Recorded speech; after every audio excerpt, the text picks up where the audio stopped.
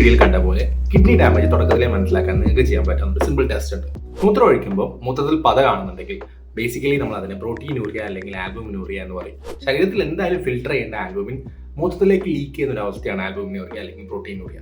പക്ഷെ നോർമലി നമ്മൾ മൂത്രം ഒഴിക്കുമ്പോൾ ഇങ്ങനെ പത കാണാറുണ്ട്. അതായത് കുറച്ച് ഉയരത്തിൽ നിന്ന് മൂത്രം ഒഴിക്കുകയാണെങ്കിൽ അല്ലെങ്കിൽ കുറച്ചും ഫോഴ്സ്ഫുള്ളി നിങ്ങൾ മൂത്രം ഒഴിക്കുന്നുണ്ടെങ്കിൽ, അതും അല്ലെങ്കിൽ ചിലപ്പോൾ നിങ്ങൾക്ക് തീരെ വെള്ളം കുടിക്കുന്നില്ലെങ്കിൽ, ഡീഹൈഡ്രേറ്റഡ് ആണെങ്കിലൊക്കെ മൂത്രത്തിൽ പത വരാൻ സാധ്യതയുണ്ട്.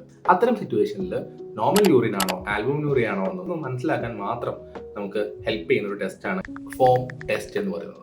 സോ നമ്മൾ ഈ ആദ്യം കണ്ട വീഡിയോ പോലെ നോർമൽ യൂറിനും ആൽബുമിൻ യൂറിനും തമ്മിൽ ഷേക്ക് ചെയ്യുമ്പോൾ അതിലുണ്ടാകുന്ന വ്യത്യാസങ്ങൾ വളരെ വ്യക്തമാണ്. നോർമൽ യൂറിനിൽ ഉണ്ടാകുന്ന കുമിളകൾ അല്ലെങ്കിൽ പതകൾ പെട്ടെന്ന് തന്നെ ബ്രേക്ക് ആയി പോകും. ഒരുപാട് നേരം ഒന്നും ലെയറിന്റെ മുകളിൽ നിൽക്കില്ല.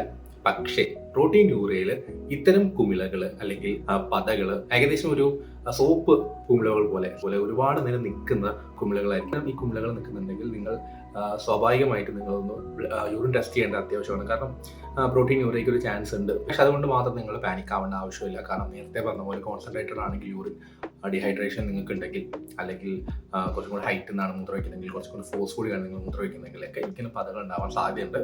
ബട്ട് ഒരു റിക്വഷൻ നൽകി ടെസ്റ്റ് ചെയ്യുന്നത് നല്ലതായിരിക്കും.